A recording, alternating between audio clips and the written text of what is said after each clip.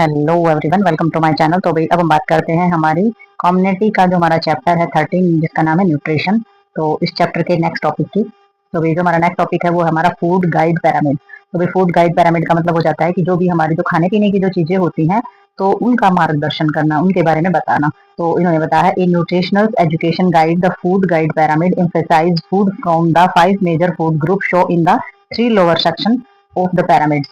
Each of these food group provide some but not all of the nutrient required.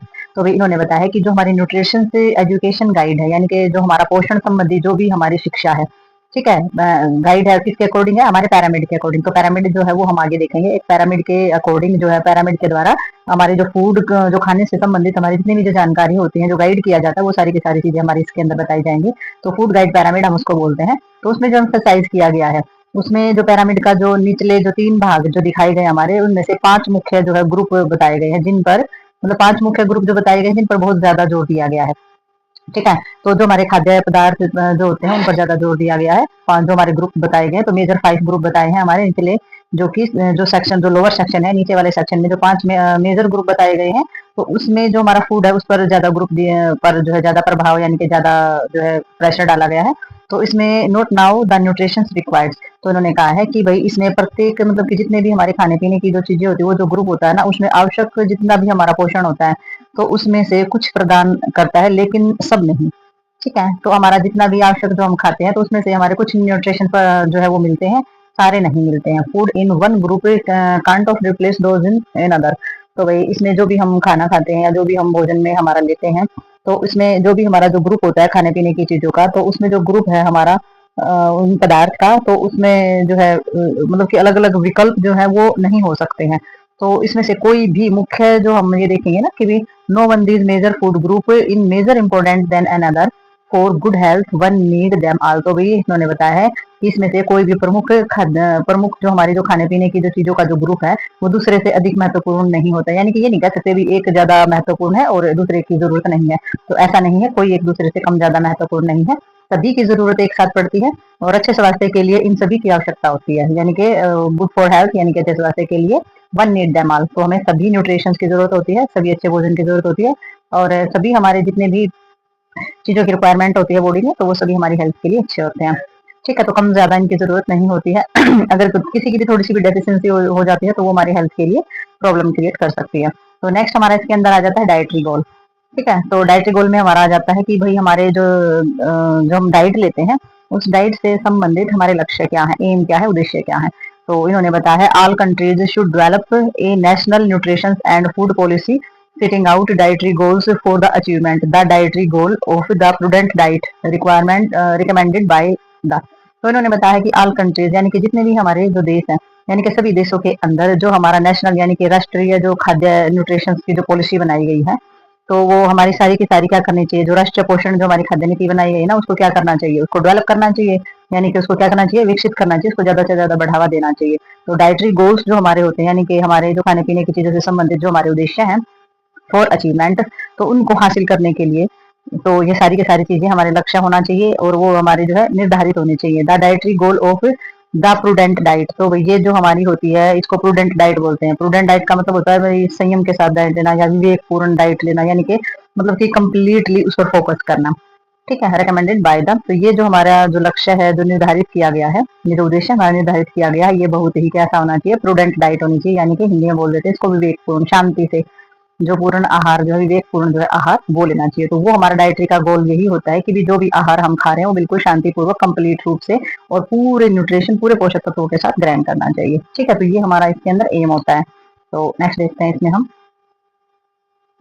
तो भाई next इन्होंने बताया है, various expert committee of WHO are as below. तो भाई हमारी जो अलग अलग एक्सपर्ट कमेटियां WHO की, यानी कि वर्ल्ड हेल्थ ऑर्गेनाइजेशन के द्वारा जो हमारी एक्सपर्ट कमेटियां हैं, तो उनके द्वारा इन्होंने क्या बताया डाइट को लेकर के, dietary fat should be the limited to the approximately 15 से 30% ऑफ टोटल डेली इनटेक। तो इन्होंने बताया है कि हम जो अपना खाना लेते हैं उसके अंदर जो हमारा फैट होता है, तो उसकी मात्रा जो हम दिन में जो लेते हैं वो 15 से 30% तक ही लिमिट में ही होनी चाहिए।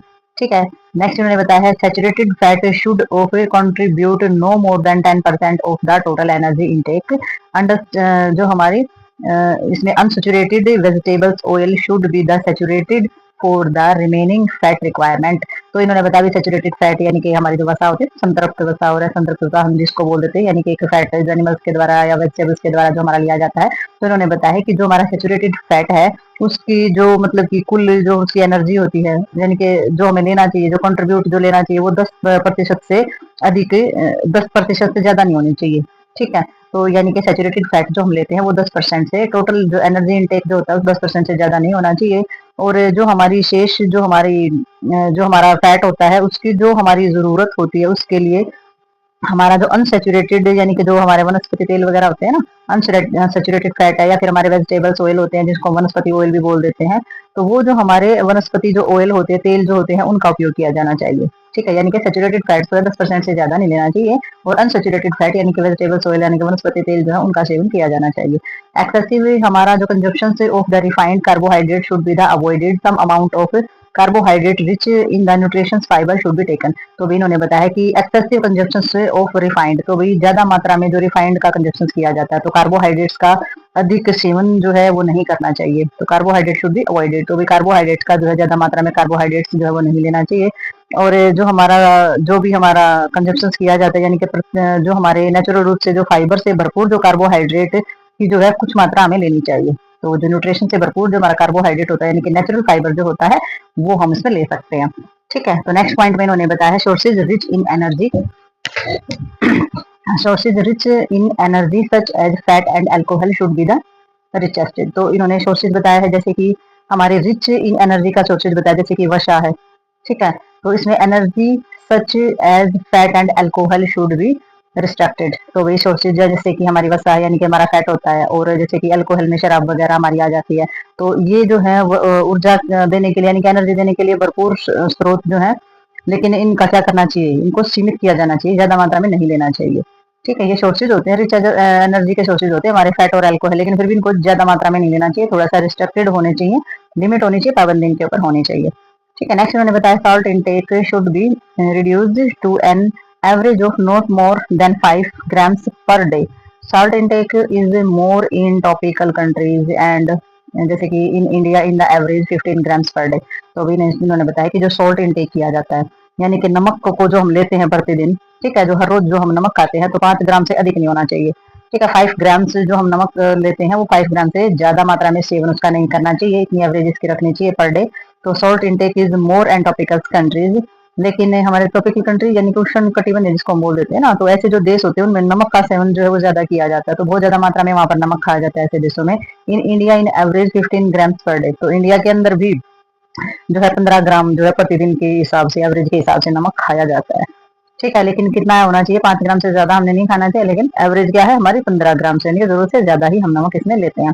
Protein should account for the approximately 10 से 15% ऑफ द डेली इनटेक। तो प्रोटीन के बारे में इन्होंने बताया कि प्रोटीन जो है वो प्रतिदिन हमने 10 से 15% ही हमारा होना चाहिए। ठीक है, तो इतनी मात्रा हमने जो प्रोटीन होता है उसकी प्रतिदिन इतनी मात्रा लेनी चाहिए। जबकि जंक फूड सच एज जैसे कि हमारा कॉल्स या फिर हमारे कैचअप वगैरह जो हम लेते हैं, other food that supply emphatic calories should be reduced. तो भी जो कोका कोला या कैचअप वगैरह जैसे हम ये चीजें लेते हैं, ये जो हमारी खाने पीने की जो चीजें होती है ना, ये हमारे हमें सिर्फ और सिर्फ कैलोरी देते हैं, इस बात का ध्यान रखना है।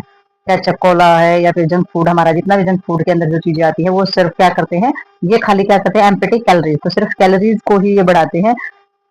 और जो जंक फूड को जो है क्या करना चाहिए, कैलोरीज शुड बी रिड्यूस, तो इनको क्या करना चाहिए, इनको कम करना चाहिए। जंक फूड है, कोका कोला है, कैचअप है, ये सिर्फ और सिर्फ हमारी कैलोरी बढ़ाने का काम करते हैं, तो इनको रिड्यूस करना चाहिए, इनको कम कर देना चाहिए। ठीक है, तो नेक्स्ट देखते हैं इसमें हम, तो अभी नेक्स्ट हम इसमें देखेंगे हमारी टेबल दी हुई है जो कि बैलेंस डाइट टेबल हमारी दी गई है। ठीक है, तो इसमें जितनी भी क्वांटिटी दी गई है गिव इन ग्राम्स, तो जो क्वांटिटी वो ग्राम्स के अंदर क्वांटिटी दी गई है हमारी एडल्ट के लिए है, एडल्ट वुमेन के लिए है इसके अंदर, और वही चिल्ड्रन है इसके अंदर, बॉयज एंड गर्ल भी है। ठीक है, तो ये देख सकते हैं, और ग्राम के अंदर दिया गया है, और फूड आइटम है।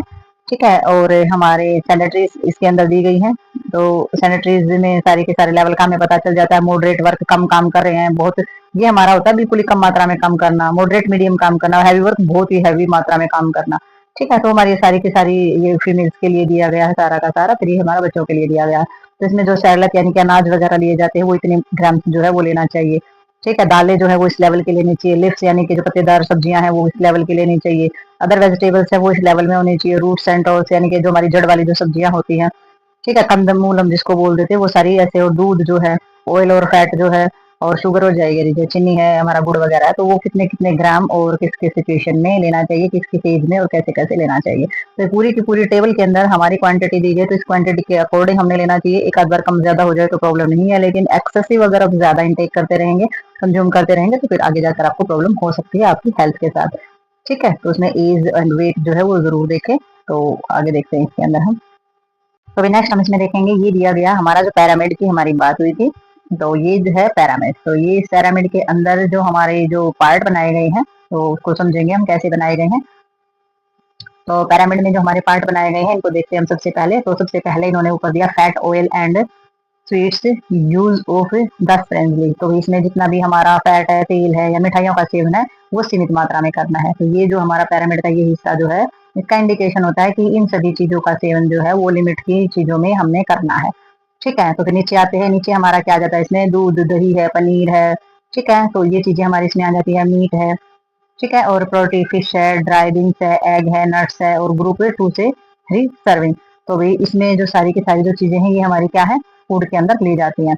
ठीक है, नेक्स्ट हम नीचे आते हैं। तो वेजिटेबल्स ग्रुप जो है वो हमारा 3 से 5 किया गया। तो 3 से 5 सर्विंग के अंदर जो है हमारी सारी की सारी सब्जियां आ जाती हैं, इसके अंदर वेजिटेबल्स आ गई हैं, और इसमें हमारा फ्रूट्स आ गया है 2 से 4 सर्विंग के अंदर। ठीक है, नेक्स्ट हमारा नीचे जो है इसमें आ जाता है हमारा ब्रेड है, सेरेलैक है, राइस है, पास्ता है, ग्रुप है। तो इन सभी चीजों का ये हमारा ग्रुप जो है सर्विंग 6 से 11 सर्विंग के अंदर हमारा आ जाता है। तो इसमें फैट है नेचुरली, ओकेजनली एंड एडेड। तो ओकेजनली और फैट को ऐड कर सकते हैं, शुगर जो है उसको भी ऐड कर सकते हैं, बट ओकेजनली। और इसमें जो हमारे सैंपल बनाए गए हैं इसमें ऐड शुगर। तो इसमें जितने भी हमारे जो चिन्ह बनाए गए ना, यानी कि जो निशान बना रखे हैं, वो हमारा जैसे कि इसका फैट का है, उसके अलावा चीनी की मात्रा को दर्शाते हैं, उसके अलावा हमारा जो है फैट जितना है, ऑयल है या फिर स्वीट्स वगैरह हैं, उनके का जो ग्रुप है उसको दर्शाया है। और जो और भी जो हमारे ग्रुप बनाए गए हैं, जैसे कि खाने पीने की चीजों में जैसे दूध है, पनीर है, ठीक है, तो इसमें हमारा सारा का सारा आ जाएगा, दूध है, पनीर है, आइसक्रीम है, सब्जियों के ग्रुप हैं, फ्रेंच फ्राइज है हमारे, ठीक है, और फैट्स है, और जो कि हमारी क्या प्रदान करते हैं, हमारा शुगर देते हैं। ठीक है, provide fat and added sugar, तो ये हमारी एडेड शुगर देने वाले होते हैं। तो ये आप देख सकते हैं कि इससे जो ब्लैक डॉट्स जो दिए गए ना, इनको समझना है आपने सबसे पहले, कि जो ब्लैक डॉट जो दिए गए हैं हमारे, ये चिन्ह इसलिए दिए गए कि भाई इनमें कौन सी मात्रा ज्यादा है। तो इसमें सबसे कम है, तो ये हमारी जो ब्रेड है, सेरेलैक, राइस एंड पास्ता है, ये जो ग्रुप है, इसके अंदर आप देख सकते हैं ये जो डोट्स है, इनमें क्या होता है, फैट जो है नेचुरली है, ओकेजनली एडिड कर सकते हैं, ये जो गोल है। तो आपने इसमें थोड़ा सा ध्यान ये भी देंगे कि जो हमारे फैट जो है नेचुरली है, लेकिन हमारा ऑकरिंग एंड एडेड, तो इसमें क्या करना है, इसमें जो वसा वो प्राकृतिक रूप से पाई जाने वाली सारी की सारी मिलाई जाने वाली है। तो इसमें एक तो है हमारा राउंड शेप में है, ये ध्यान रखना आपने कि एक तो ऐसे बिंदी शेप में मिलेगा, और एक हमारा क्या है, इसमें देख सकते हैं कि ये जो है एक हमारा कैसा है, एरो साइड में है, और एक है हमारा गोल टाइप में। तो आपने इस बात का ध्यान रखना है कि जो हमारी जो राउंड शेप में जो हमारे ये जो ऐसे ऐसे जो हमारी बिंदी सी है, तो ये हमारी क्या है, ये हमारे प्राकृतिक फैट है। और जो हमारे ये देख सकते हैं इसके अंदर हमारे जितने भी ये त्रिकोण है, नीचे की तरफ जो त्रिभुज बने हुए हैं, इनको आपने अवॉइड करना है। क्यों? क्योंकि ये जो है ये हमारी इसमें चीनी मिलाई गई है। तो हमारी नेचुरल कौन सी है, जो हमारे डॉट्स है, बिंदी है, इनके अंदर जो चीजें हैं वो हमारी नेचुरल है, और ये है इनके अंदर हमारी चीनी मिलाई गई है। तो इसीलिए इनको बोला गया है कि ये जो चीजें हैं इनका सीमित मात्रा में सेवन करना है आपने, बाकी सारी की सारी चीजें हैं जो नेचुरल चीजें होती है वो आप ले सकते हैं। तो ये जो पैरामिड है, ये हमारे जितने भी न्यूट्रिशनल से जो गाइडेंस होती है उसके हिसाब से इस पैरामिड को जो है डिसाइड किया गया, ताकि जल्दी से समझ में आ सके हमारा जो न्यूट्रिशनल चीजें होती हैं वो। ठीक है, तो इसमें हम आगे देखते हैं। तो नेक्स्ट इन्होंने बताया है, they may be condition under which above recommendation for daily food intake do not apply. For example, diet should be adapted to the special need of growth, pregnancy, lactation, physical activity and medical disorder, जैसे कि diabetes. ठीक है, तो इन्होंने बताया कि वही कुछ ऐसी भी कंडीशन हो सकती है जिसमें हम जो डेली के जो भोजन कर रहे हैं, यानी कि जो खाना हम खा रहे हैं उससे संबंधित जो कुछ चीजें जो है लागू ना की गई हो, अनुशंसाएं में ये चीजें हो जाती है, यानी कि recommendation for daily food intake do not apply. तो वही कुछ ऐसी भी हमारी परिस्थिति हो सकती है, परिस्थितियां हो सकती हैं जिसमें हम रोजमर्रा जो हम अपना खाना खाते हैं ना, तो उसमें किसी तरीके की चीजें लागू ना हो। ठीक है, उदाहरण के लिए जैसे कि हम किसी भी तरीके का diet should be adapted to the special need of growth, जैसे कि हम स्पेशल नीड होती है हमें ग्रोथ की, तो उसके उदाहरण के रूप में हम समझते हैं कि भाई हमें बहुत ज्यादा जो है विकास चाहिए होता है, जैसे कि गर्भ अवस्था होती है, प्रेगनेंसी जो होती है, उसमें हम लिमिट नहीं रखते हैं, बहुत ज्यादा मात्रा में हम कार्ब हो, वसा हो, तो हम बहुत ज्यादा अच्छे डाइट जो है वो लेने की कोशिश करते हैं, अच्छा प्रोटीन लेने की कोशिश करते हैं। तो ये हमारा प्रेगनेंसी का टाइम होता है।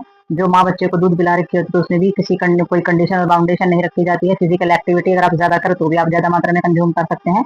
और मेडिकल डिसऑर्डर के हिसाब से, जैसे कि डायबिटीज वगैरह है, अगर आपको शुगर लो है आपकी, तो भी आप उस चीज में ले सकते हैं। तो आपने क्या करना है, जैसे कि विशेष जितनी भी आपकी जरूरत है तो उसके अनुरूप ही आपने ढालना चाहिए। देखा जाए तो मेडिकल डिसऑर्डर के हिसाब से, ये सभी चीजों के हिसाब से, अगर ये कंडीशन चल रही है तो उसके हिसाब से आप अपने डाइट बढ़ा सकते हैं। अगर मेडिकल डिसऑर्डर है, कुछ प्रॉब्लम है, तो उसके हिसाब से आप घटा भी सकते हैं।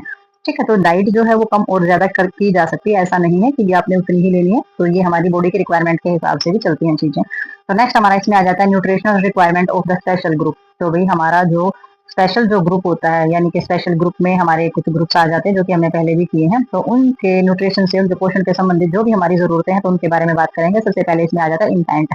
तो इन्फेंट्स का तो पता ही है, जो छोटे शिशु होते हैं तो उनकी जो है डाइट, उनका तो ध्यान जो है बहुत ही ज्यादा मात्रा में रखना पड़ता है। और जैसे कि इसमें फर्स्ट 6 मंथ ऑफ लाइफ, तो पहले जीवन के जो पहले 6 महीने जो उनके होते हैं, तो उनको लेकर आपने थोड़ा सा सतर्क रहना है। जैसे कि an infant below the age of 6 month need about 92 calorie and 1.16 gram of protein per KG.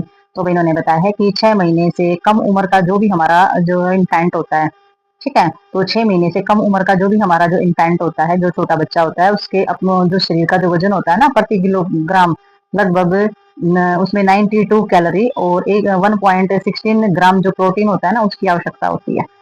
ठीक है, तो बच्चे के जो 6 महीने का जो बच्चा होता है, तो उसके वजन के हिसाब से, जितना भी उसके अंदर वेट है, तो उसके वजन के प्रति किलोग्राम के हिसाब से 92 कैलोरी और वही 1.16 जो ग्राम प्रोटीन है उसकी जरूरत उसके जो बेबी होता है उसको होती है। ठीक है, और इसमें डिसाइड्स मिनरल एंड विटामिन।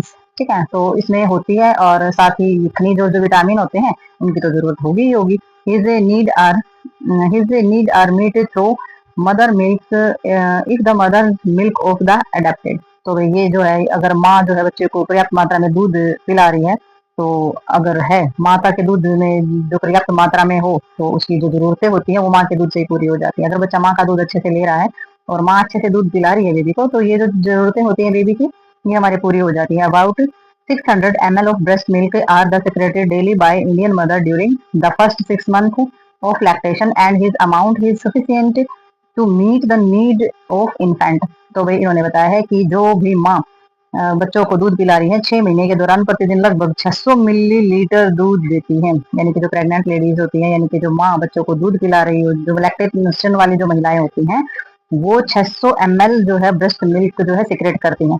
ठीक है, तो जो भी हमारे जो छोटे शिशु होते हैं, यानी कि छोटे जो इन्फेंट होते हैं, उनकी जो जरूरत को पूरा करने के लिए बहुत होता है। ठीक है, तो 6 महीने का जो हमारा बच्चा होता है उसकी जरूरत पूरे करने के लिए जो mother during the first 6 month, पहले जो 6 महीने होते हैं उनमें जो स्तनपान करा रही होती है मदर, तो उसके अंदर जो है 600 ml ब्रेस्ट मिल्क जो है वो सिक्रेट करती हैं। और ये जो अमाउंट होता है sufficient meet the need of infant, और ये इन्फेंट के लिए काफी होता है ये दूध, मतलब इन्फेंट जो होता है हमारा शिशु जो होता है उसका अच्छे से पेट भर जाता है और फुल ऑफ रहता है ये। ठीक है, तो ह्यूमन आगे देखते हैं इसमें क्या है। तो भाई नेक्स्ट जो है, नेक्स्ट इन्होंने बताया है कि भाई अकॉर्डिंग टू पैरामिड इन्होंने बताया है कि मिल्क गैलिड अबाउट 65 कैलोरी पर 100 ग्राम ऑफ मिल्क। तो इन्होंने बताया है कि भाई एक जो है 100 ग्राम जो दूध होता है ना, उसमें लगभग 65 कैलोरी मिल जाती है। 100 ग्राम जो दूध होता है उसमें 65 जो 65 कैलोरी जो है वो मिल जाती हैं। After the age of 6 month the output of breast milk decrease will the nutrition requirement increase. Thus, an infant aged 6 to 12 months needed about the 670 calorie of energy and the 14 gram of protein. तो वही जैसे जैसे जो as जो है 6 month जो 6 महीने के बाद जब बच्चे की एज जो बढ़ती है, तो उसमें माँ के दूध जो है वो कम हो जाता है। डेफिनेटली जो माँ जो बच्चे को दूध पिला रही होती है तो उसका जो सिक्रेशन होता है वो कम होता चला जाता है, और न्यूट्रिशन रिक्वायरमेंट जो होती है वो ज्यादा बढ़ जाती है। ठीक है, पोषण संबंधी जो जरूरत है वो, क्योंकि बच्चा बड़ा होता जाएगा उसे ज्यादा दूध की जरूरत है, और माँ का जो सिक्रेशन है वो कम होता चला जाता है। दस एन इन्फेंट एज 6 to 12, जैसे 6 से 12 महीने के बीच में जो है ये चीजें होती हैं। और अबाउट 670 कैलोरी ऑफ एनर्जी, तो भी 670 कैलोरी और एनर्जी जो होती है, 14 ग्राम प्रोटीन जो है उसकी आवश्यकता जो है वो बच्चे को रहती है। क्योंकि 6 से 12 महीने का जब शिशु हो जाएगा तो 600 इसमें जो है 670 कैलोरी ऊर्जा और वही जो 14 ग्राम जो हमारी जो प्रोटीन होता है उसकी जरूरत बेबी को रहती है। पर इसमें क्या होता है फिर आगे बट बाय दिस एज, ठीक है। पर इसमें क्या होता है कि लेकिन ये जो इस उम्र तक जो है, इस उम्र तक जो है वो mother milk probably supply not more than 300 calories of energy and 5 gram of protein. तो भाई इस उम्र तक जो है ना, इस उम्र तक माँ का जो दूध होता है वो 300 कैलोरी ऊर्जा और 5 ग्राम प्रोटीन से अधिक प्रदान नहीं कर पाता है, ठीक है। तो बच्चे को जरूरत तो इतनी होती है, 670 की होती है, पर जब बच्चा इतना बड़ा हो जाता है, 6 से 12 महीने का जब बेबी हो जाता है, तो उसे मोस्ट प्रोबेबली 300 कैलोरी एनर्जी और 5 ग्राम प्रोटीन से ज्यादा जो है वो सप्लाई नहीं कर सकती है। That is why supplementary feeding of the infant must of started from the age of 4 से 6 मंथ, ठीक है। तो इसमें क्या होगा फिर आगे, इसलिए जो बच्चा जो होता है, शिशु जो होता है, वो 4 से 6 महीने की उम्र से ही पूरक आहार देना शुरू कर देना चाहिए।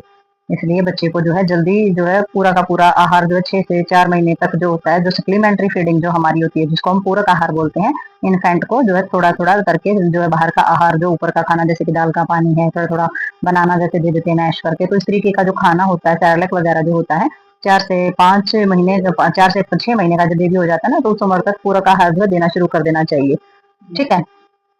तो वही इसमें जैसे कि हमारा अदर वर्ड्स, अगर हम दूसरे शब्दों में इसको बोलें, तो बच्चे को धीरे धीरे दूध छुड़वा देना चाहिए, यानी कि दूध छुड़वा के बाहर का जब ऊपर का जब आप खिलाएंगे तो बच्चा जो है दूध कम पिएगा। Other word the child has of the gradually of the waves, तो वेव्स पीरियड हम किसको बोलते हैं, जो दूध छुड़वाने की जो अवस्था होती है, तो धीरे धीरे बच्चे को दूध छुड़वाने की कोशिश करनी चाहिए। Because mall nutrition is a big problem in India, क्योंकि इंडिया के अंदर मॉल न्यूट्रिशन यानी कि न्यूट्रिशन का कम होना बहुत ही बड़ी समस्या है, ठीक है। तो इसमें आहार देना शुरू कर देना चाहिए, और दूसरे शब्दों में तो हमने बोल ही दिया है कि दूध छुड़वा देना चाहिए, और भारत के अंदर कुपोषण एक बड़ी समस्या है, इसलिए, ठीक है। तो बड़ी समस्या हमने और बड़ी नहीं बनानी है, तो इसलिए क्या करना है, तो बच्चे का माँ का दूध छुड़वा करके, यानी कि अगर अच्छे से जैसा क्वेश्चन कर रहे हैं और बच्चा पेट भर रहा है, तो आप माँ के दूध के साथ साथ भी आप ये न्यूट्रिशन जो है वो दे सकते हैं, ऐसी कोई दिक्कत नहीं होती है, ठीक है। तो बड़ी प्रॉब्लम है, और ब्रेस्ट फीडिंग जो है वो हमारी continue through out the first year, so that is infant continue of the obtained small quantity of value protein from the mother milk, ठीक है।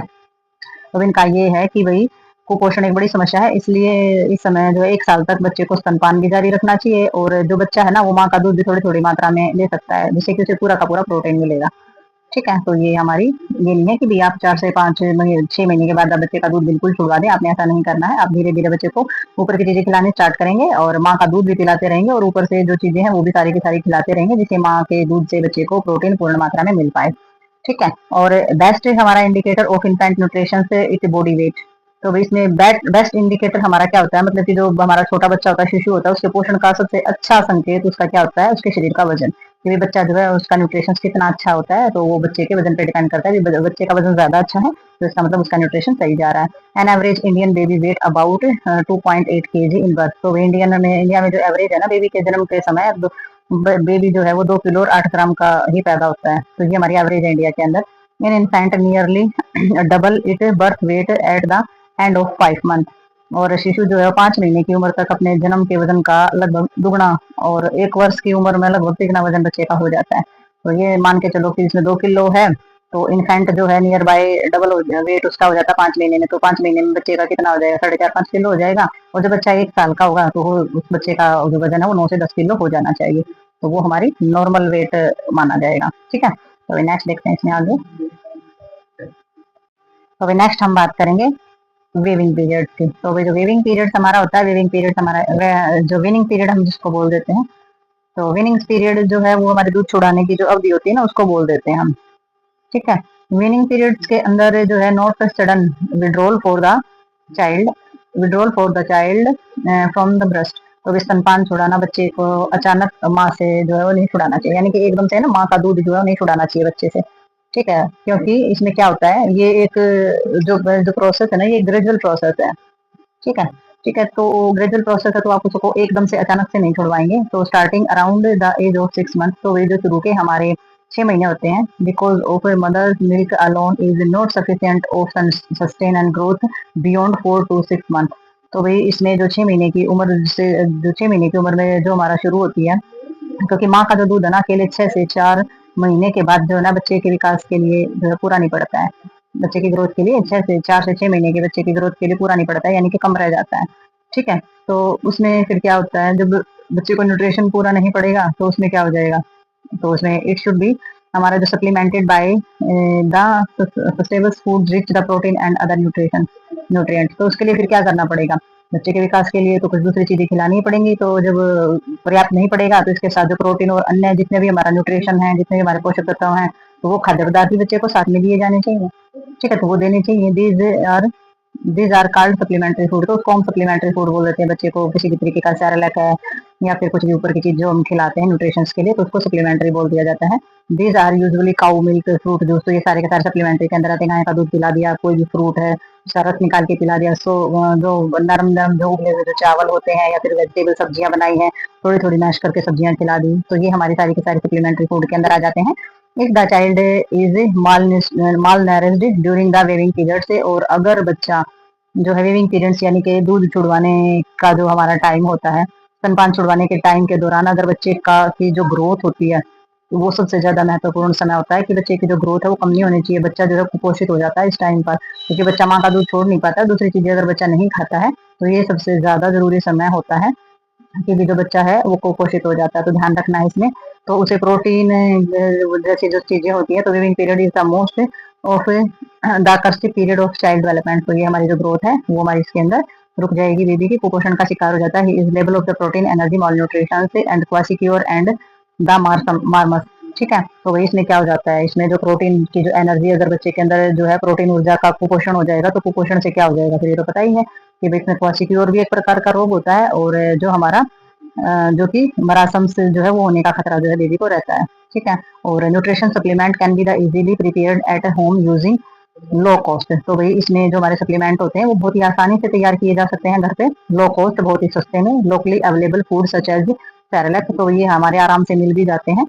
तो ऐसा नहीं है कि ये नहीं मिलते हैं, बहुत ही आराम से हमारा हमारा ये फूड जो है मिल जाता है। जैसे कि सेरेलक आ जाएगा, मिल्टस जो हमारे अनाज हैं, दालें हैं, ग्राउंडनट्स, मूंगफली वगैरह है, शुगर है, जाइगरी है, गुड़ है, तो ये सारे के सारे हमारे ये जो खाई जाने वाली जो चीजें हैं, बच्चे को देने वाला जो न्यूट्रिशन है, ये घर पे सस्ते में बहुत ही सारी की सारी जो चीजें हैं वो आराम से मिल जाते हैं, और अच्छे तरीके से इनसे चीजें तैयार की जा सकती हैं।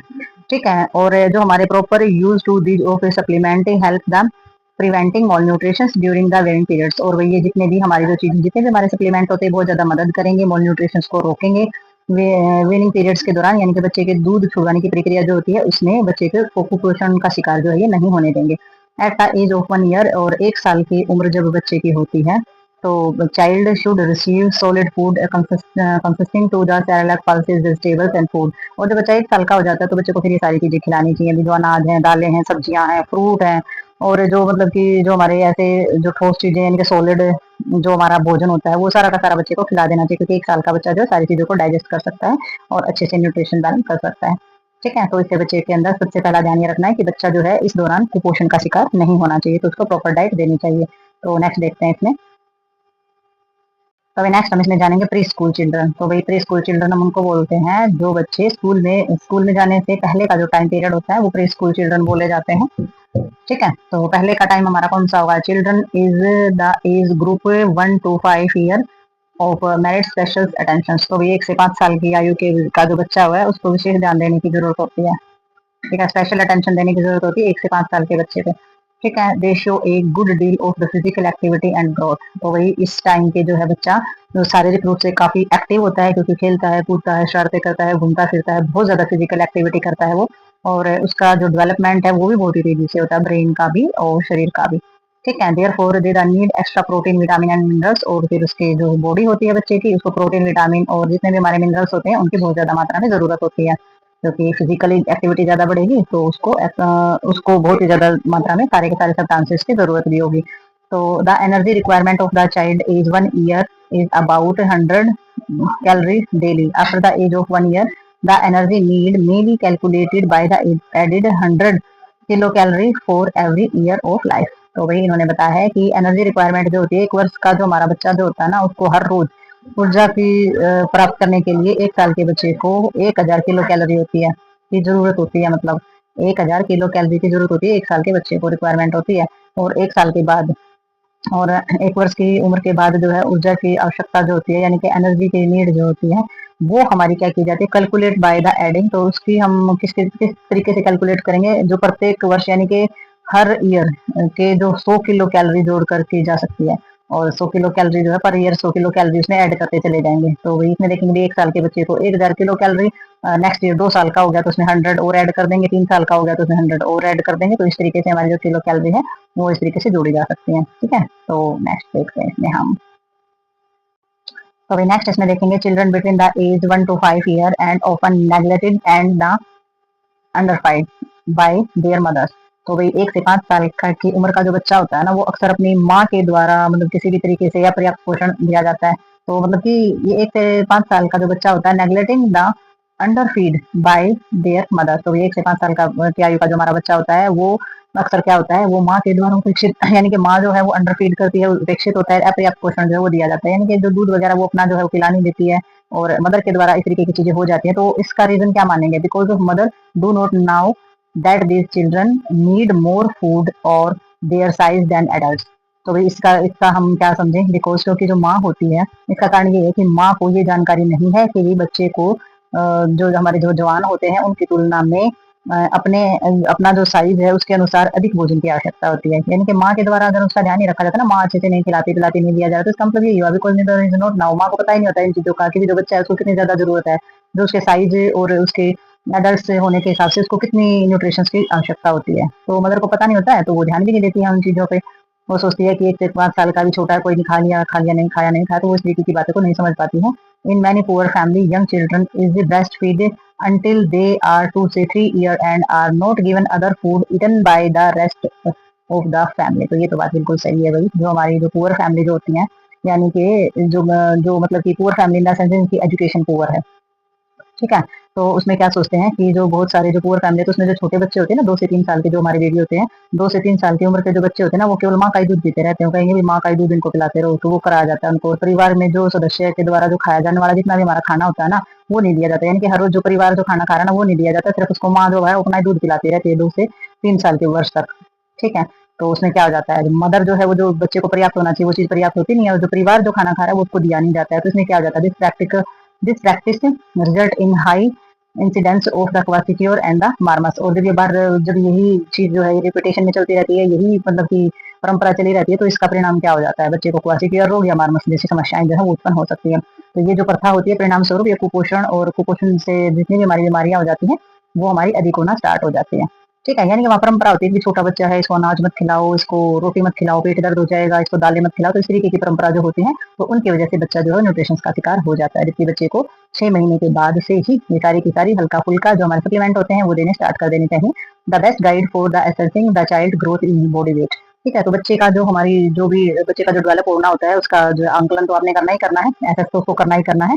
और उसका जो है जो बच्चा होता है उसका सबसे अच्छा तरीका होता है उसका शारीरिक वजन चेक करना सबसे पहले, कि बच्चे का जो वेट है वो कितना बढ़ रहा है कितना कम हो रहा है, तो इससे एसेस कर सकते हैं। और ये बेस्ट गाइड होती है ये जानने के लिए कि बेबी जो है वो स्वस्थ है, न्यूट्रिशन जो है अंडर न्यूट्रिशन तो नहीं, अगर उसका वेट कम है अंडर वेट है वो, तो नेचुरली वो किस चीज का शिकार है, वो कुपोषण यानी कि मॉल न्यूट्रिशन का ही वो शिकार है।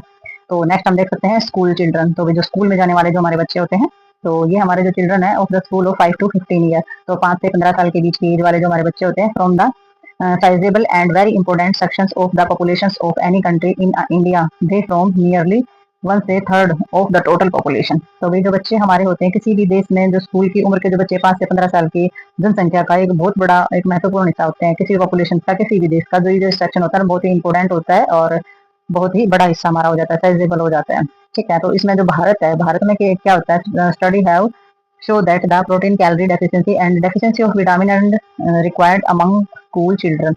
तो भाई इसमें जो हमारा जो कुल जनसंख्या का लगभग 1/3 हिस्सा है, ये हमारे जो स्कूल में जाने वाले जो बच्चे होते हैं ना 5 से 15 एज के, ये हमारी कुल जनसंख्या जो होती है ना देश की, यानी कि इंडिया के अंदर कुल जनसंख्या का 1/3 हिस्सा ये है हमारा जो है पाया जाता है। और जो हमारी जो टोटल पॉपुलेशन है उसका, ठीक है, टोटल पॉपुलेशन का 1/3 हिस्सा पाया जाएगा। और स्टडी में ये बताया गया, यानी कि अध्ययन में ये पता किया गया है कि भाई जो स्कूल में जाने वाले जो बच्चे हैं, बच्चों में प्रोटीन कैलोरी की कमी और विटामिन की कमी आम पाई जाती है। तो अध्ययन में ये पता चलता है साफ साफ कि भी बच्चों के अंदर प्रोटीन की और कैलोरी की कमी जो है वो ज्यादा मात्रा में पाई जाती है किनके अंदर, स्कूल में जाने वाले बच्चों के अंदर। ठीक है, तो नेक्स्ट देखते हैं, मिड डे मील इसीलिए शुरू किए गए हैं। तो नेक्स्ट हम देखेंगे प्रेगनेंसी एंड लैक्टेशन। तो प्रेगनेंसी एंड लैक्टेशन का मतलब हो जाता है कि गर्भावस्था और स्तनपान। तो गर्भावस्था और स्तनपान का मतलब हो जाता है कि दी recommended nutritional allowance during pregnancy and lactation are given in table 25। तो वही गर्भावस्था और जो हमारा स्तनपान जो चीजें होती है उसके दौरान जो हमारा पोषण संबंधी जो हमारी चीजें बनाई गई हैं वो हम टेबल 25 के अंदर जो है वो देख लेंगे। It will be seen from table 25 that there in increased demand for calorie, protein, calcium, vitamin during pregnancy and lactation. तो वही इन्होंने ये तो बात है कि भाई जो गर्भावस्था जो होती है या फिर बच्चे को दूध पिलाने का जो समय होता है उसमें उसके दौरान कैलोरी, प्रोटीन, कैल्शियम, विटामिन की जो मांग है वो बहुत ज्यादा बढ़ जाती है, तो बहुत ज्यादा जरूरत होती है। ठीक है, नेक्स्ट हमारा है फूड हाइजीन। तो फूड हाइजीन यानी कि खाने को जो है स्वच्छता कैसे रखे खाने के अंदर, तो वो सभी चीजें देखना बहुत ज्यादा जरूरी है हेल्थ के लिए। तो food of the potential sources of infection, it can be the contaminated by the bacteria and other microorganism and the parasites at any point during its journey from the produce to the consumer. Food hygiene implies hygiene in, तो जो हमारा जो खाना होता है तो ये हमारा क्या होता है इन्फेक्शन का एक सबसे मतलब कि पोटेंशियल सोर्सेज होता है, यानी कि बहुत ज्यादा पोटेंशियल होती है कि खाने की वजह से इन्फेक्शन जो है ज्यादा से ज्यादा बढ़े। ठीक है, तो खाने के द्वारा बहुत ज्यादा इन्फेक्शन जो है बढ़ सकता है। It can be contaminated by bacteria, अगर जो खाना है तब तक मतलब कि जो हमारा जो भी किसी प्रकार का अगर हमारा फूड है मतलब किसी भी प्रकार का उसके दौरान किसी भी प्रकार का हमारा कॉन्टामिनेट यानी कि दूषित हो जाए, ये बैक्टीरिया वगैरह सूक्ष्म जीवी है या फिर जो हमारे परजीवी हैं सूक्ष्म जीवी हैं या फिर जो हमारे बैक्टीरिया हैं, any point during it journey from the जो हमारा प्रोड्यूसर टू द कंज्यूमर। तो इन्होंने बताया है कि भाई जब भी हमारा कोई भी चीजें हैं तो यात्रा के दौरान यानी कि जर्नी के दौरान कोई भी चीजें जो है जिसके अंदर बैक्टीरिया, सूक्ष्म जीव और परजीवी जो है वो दूषित हो सकता है, यानी कि लंबे समय तक जो चीज खाना रखा हुआ है तो उसमें इस तरीके की जो चीजें हैं वो हो सकती हैं। और जो खाना जो हमारा फूड हाइजीन इन्फ्लुएंस हाइजीन इन, तो वही जो खाने की जो व्यवस्था है खाद्य पदार्थों में जो व्यवस्था है उसी से हमारा स्वास्थ्य सही रहता है। ठीक है, तो खाद्य स्वच्छता से तात्पर्य हमारा खाद्य पदार्थों की स्वच्छता यानी कि खाने पीने की जो चीजें हैं वो स्वच्छ रहे, तो वही हमारी फूड हाइजीन चीजें बोली जाती है। तो आगे भी देखेंगे ये है इसके बारे में। तो भाई ये जो हमारी जो टेबल दी गई है इसमें दिया गया है approximate daily energy of protein requirement of infant and children. तो भाई इसमें जो हमारा जो इन्फेंट होता है यानी कि छोटा शिशु होता है और जो हमारा बच्चा होता है तो उसमें डेली प्रोटीन की कितने और एनर्जी की रोजमर्रा की कितनी मात्रा की जरूरत बेबी को होती है। तो इसमें एज ग्रुप दिया गया सबसे पहले, फिर दिया गया है बॉडी वेट बेबी का और उसकी एनर्जी किलो कैलोरी और प्रोटीन ग्राम में दिया जाता है। तो एज ग्रुप है बर्थ से लेकर के जन्म से लेकर के 6 महीने तक का, तो ये बॉडी वेट है 5 किलो 400 ग्राम है और इसमें एनर्जी और किलो कैलोरी ये रहेगी, प्रोटीन हमारा ये रहेगा।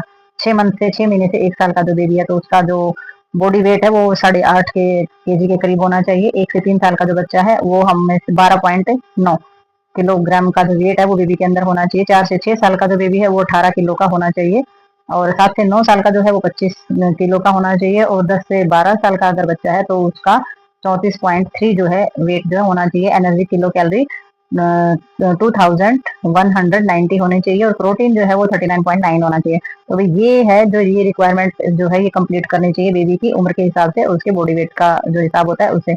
और ये भी पता होना चाहिए कि किस एज ग्रुप में बॉडी वेट जो है बेबी का वो कितना होना चाहिए और कितनी मात्रा जो है उसके लिए किलो कैलोरी और प्रोटीन की रहेगी।